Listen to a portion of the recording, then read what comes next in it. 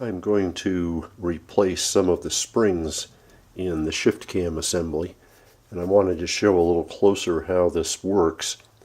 I've attached the shift lever, which goes on this shaft, so when you push on the shift lever you're moving an assembly here. You can see it moving up and down. This assembly is secured by a really big spring right here, which has one edge on one side of this roller and the other edge on this side. So as you twist or push down or up, one end of the spring forces this mechanism to a center position, or the other end of the spring forces it to centered position.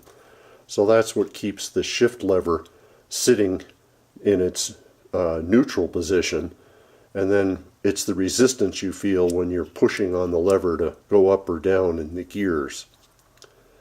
The other spring right here works on this shift pawl, which is the mechanism that helps rotate the cam plate.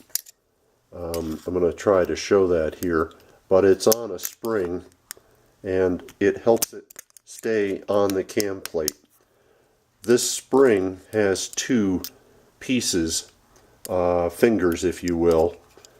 One of them runs along this plate right here, and the other runs along this plate right here.